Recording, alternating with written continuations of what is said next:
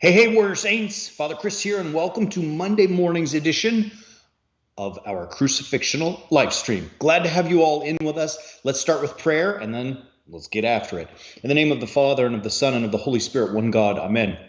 O heavenly King, Comforter, the Spirit of truth, who art in all places, and fillest all things, treasury of good things and giver of life, come and dwell in us, cleanse us from every stain, and save our souls, O gracious Lord. Amen. Good morning. Happy Monday. Good to see you, beautiful people. We are filming remotely today, and I wanted to talk about something I consider to be a very serious issue. If you are at all adept with what's going on in the social circles of our day, you'll notice that there's a lot of commentary about fatherless homes. So in the midst of the discussions on race, one of the things you will often hear is that people are quoting statistics about whether or not 70% of young African Americans are raised in fatherless homes. You'll also hear data, things like 1 in 2,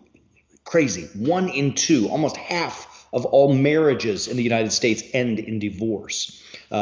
Whether all of those statistics that go with that are correct or not, I think they reveal to us a serious issue, and that being that there are tons of homes in this country that have an absent father, meaning not there at all, ever, not present in any way, or a father who's in and out, or a father who may just not be, even when he may be physically present, he may not be present.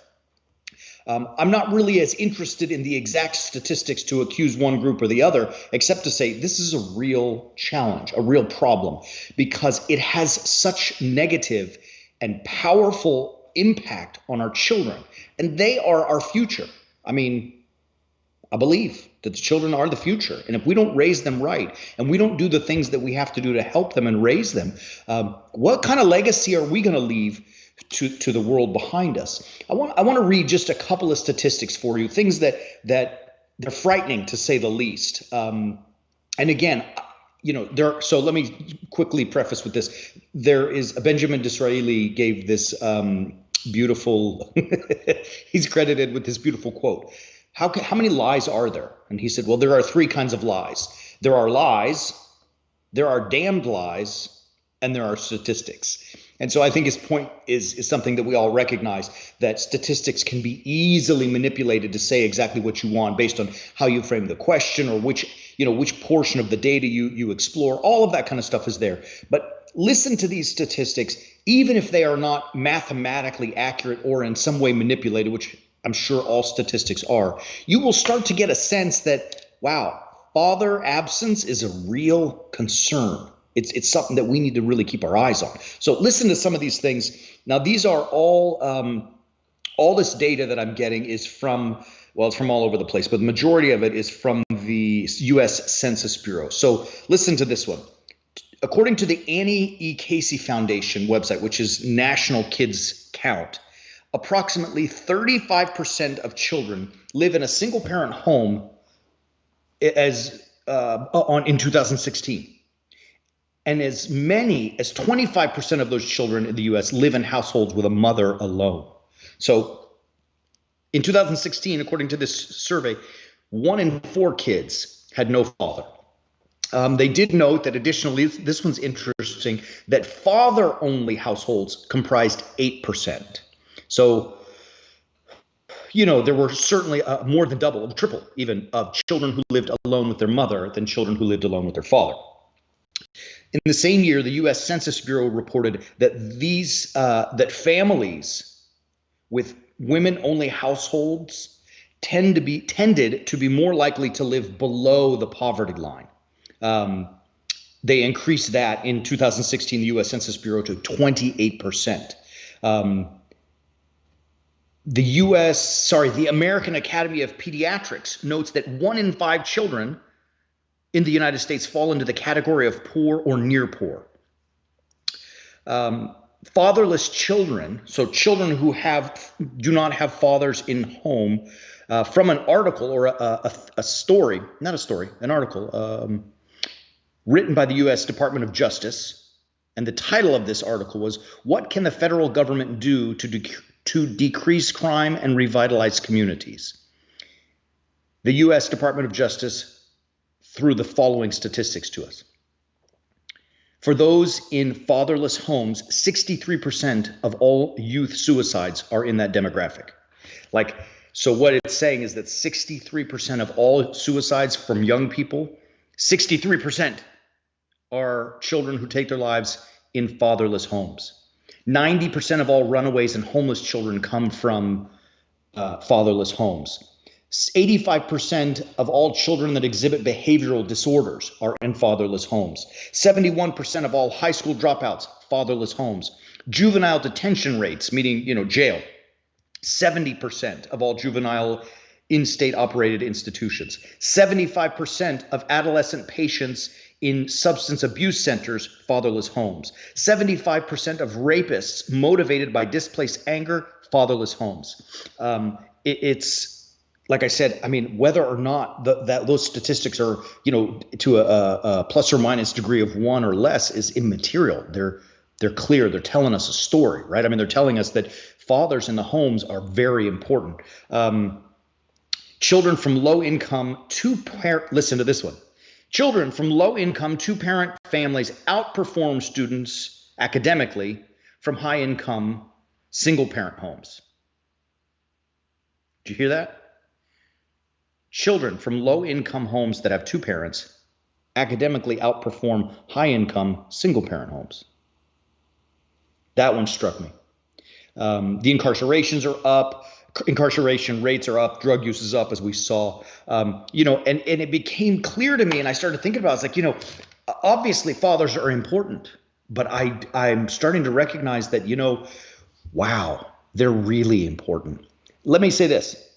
This is in no way to minimize our gals. Moms, we love you, right? It could not be done without you.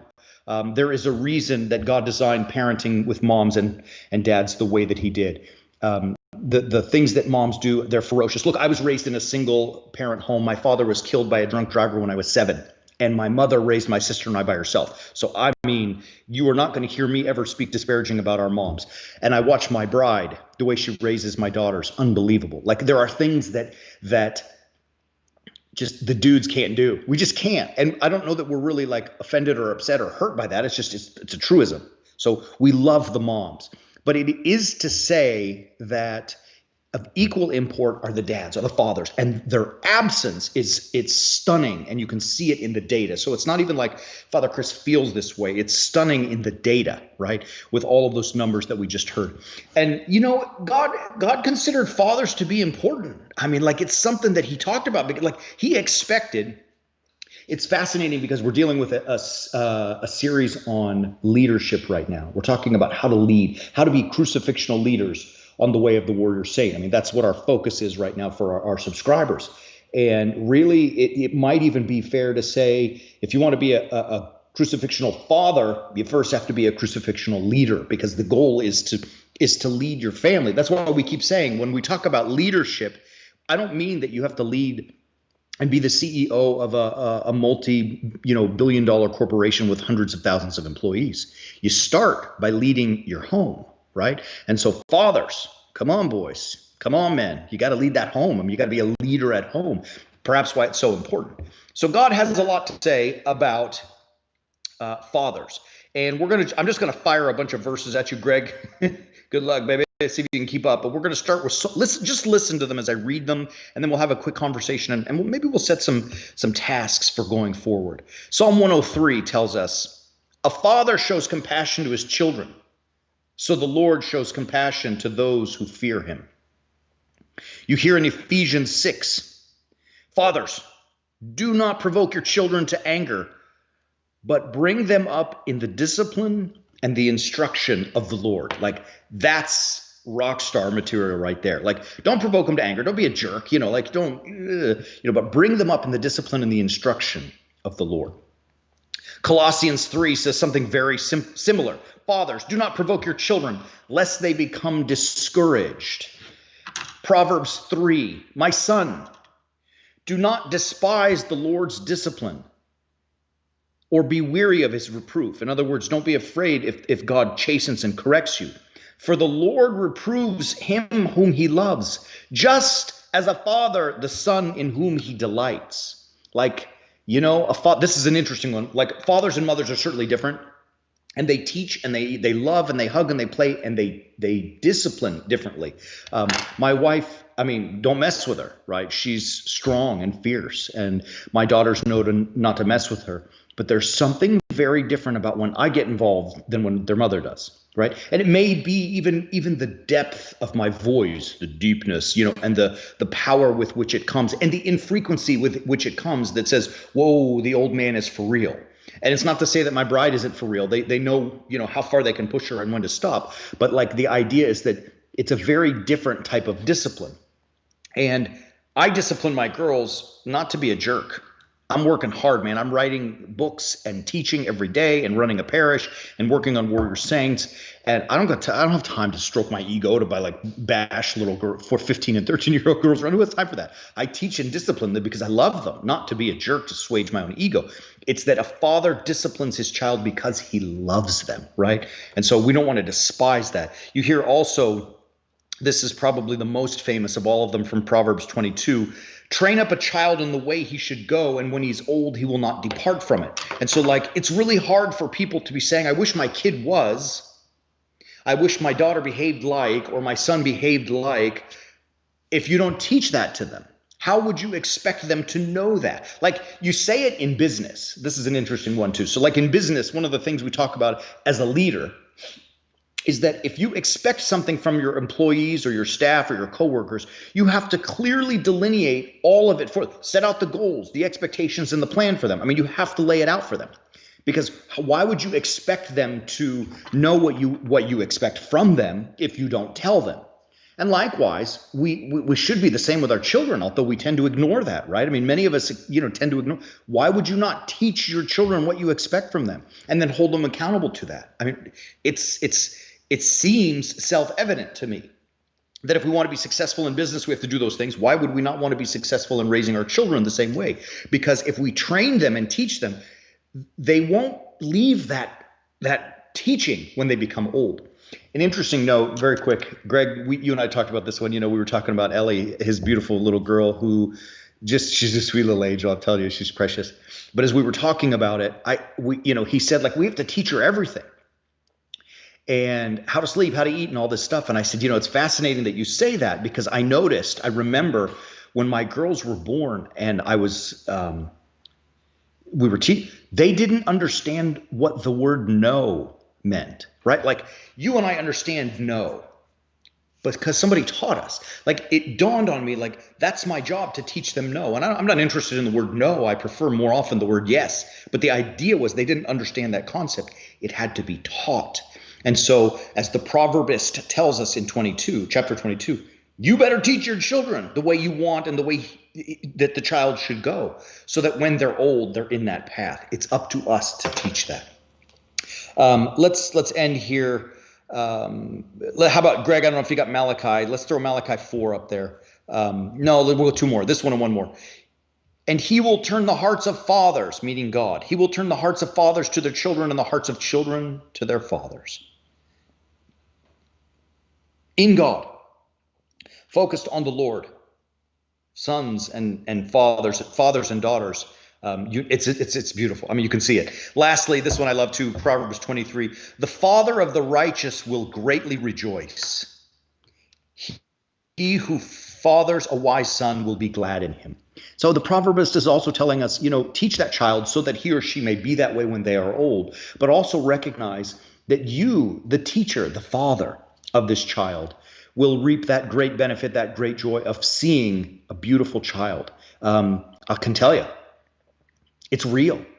Fathers, I'm talking to you right now. Like, when I'm telling you, when I look at my girls and I see how unbelievable they are, my girls are freaking awesome. I'm biased, I got it, but I'm not wrong. They're unbelievable. And when I see it, I'm like, yeah, like, it's fabulous, because they are amazing human beings, and I rejoice in it. So, like, it's awesome. So Proverbs is telling us that you will rejoice in seeing the fruit of your labor with your beautiful children. It's an amazing thing. It's really stunning. So with that being said, we're going to start pushing fathers towards this leadership track. Greg, I'm kind of spitballing right now and talking out of school. I don't know. You want to tell us? I mean, do you have any words about anything we've said thus far? I mean, words that I've said thus far. I know I've kept you in the dark, and I sprung it on you. So if you don't have anything to say, don't worry about it. But I mean, what are you thinking? I think it's just pretty amazing to always think about, like you were saying about our discussion in the past. What strikes me most is not the word no, because she doesn't really understand any words yet, but is the fact that she can't burp. There is a fundamental need for her to burp in order to not have gas pains and not have all of that goes with it. Right. And yet she can't physically do that. She's not actually able to physically burp and do those things, so that she were, getting it rolling. It just absolutely crazy to me. So I mean, it's so essential, obviously. You know what? So how about this? A lot happened in this little conversation today, or I should say this little monologue. I was overwhelmed by those statistics and encouraged by the grace of God and his holy scriptures about how we as fathers are supposed to deal with that stuff. But a lot happened in the sense that the wheels started turning. So I've got some thoughts. Let us talk about them offline. But let me say this. How about I end with this? This seems, I know, disparate and all over the place. But you know what, guys and gals? I think we probably need to spend some time with the fathers. I think we need to spend some time learning how to be truly, for fathers to be great leaders. And so, tell you what, let me throw this out there, and then I'll give you some practical points. I got a couple that just popped. First, make sure you visit us at warriorsaints.org. And for all of you who are subscribers already and those who are not, maybe would you consider sharing what we're doing here at the Warrior Saints movement with people you know who you may think need that, fathers especially. And that is the way of the Warrior Saint. Like if you visit us at warriorsaints.org, you're going to find a very simple, easy way to subscribe to the Way of the Warrior Saint. The Way of the Warrior Saint is an online library. It's just basically like a gazillion videos that are instructions on how to live crucifixional lives. Like, in other words, what is the topic that you may be struggling or challenged that you may be working through in your life, whether it be, how to be a good father, a good husband, a good wife, a good daughter, whatever it may be. All of a sudden now we're talking about and leadership. How do we deal with those things? God has some say, and we impart that in these, I'm biased clearly, but they're awesome videos. It's like watching a 15-minute YouTube video to learn how to become a better man or woman in Christ. And it's positive. We always try to be positive and say this is awesome. And it is, because life is awesome in spite of its challenges. And we also try to find ways that you can implement these tools, these practical points, we call them, into your life immediately. Right now, as I said, we're dealing with leadership, and it is probably the best work that we've ever done. I've been working hard on it. We just put up last night a special course or a special lecture on responsibility, and that leaders don't take responsibility. Leaders don't just take responsibility for their actions. They take responsibility for all outcomes of everything in their lives, even actions that are not their own. And likewise, this coming week, we're going to talk about courage. And this one's great because, courage isn't the absence of fear. Courage is right action in spite of fear. And so we've got a great I love it. This one I really love. A great lesson on courage. All of my rambling to say, in this library, once you subscribe and you become a Warrior Saint, you have full access to all of the instructions. There's a gazillion in there anyway. So there's like all kinds of things that you can watch and learn, take notes. It's really a good thing. We're working hard. We're thankful for all of the support we've already gotten. The movement grows. We're thankful to you for helping us do that. Maybe at this point, if you are not interested yourself, maybe you want to share it with someone who, I don't know, maybe who needs that. Help us out. We'll help them. That's for sure. I think it's great. Just visit us at warriorsaints.org. It's so cheap. Promo on your screen. It's all there. Like it's like if you use the promo, it's like $20 a month. I mean, that's it. That's like not even like 4 lattes a month, man. Come on. Do it, share it. We appreciate that. The practical points. Here are some things. All right. The mind, through all that rambling, got it ready. How about this? Going forward, we're going to deal with fathers, and we're going to talk about how to be present, how to teach them, how to teach your sons to respect women, and how to teach your daughters to be respected by men, how to show them how husbands and wives should be, how to show them and teach them about responsibility, and, as we said, about courage. All of these things and more we're going to deal with as we go forward in this week at least, and maybe beyond. I appreciate you, beautiful people. We really do appreciate you. Share us if you can, if you will. Join us. Subscribe to the Way of the Warrior Saint. Don't forget that promo code. We love you, beautiful people. And until tomorrow, keep walking on the way of the Warrior Saint.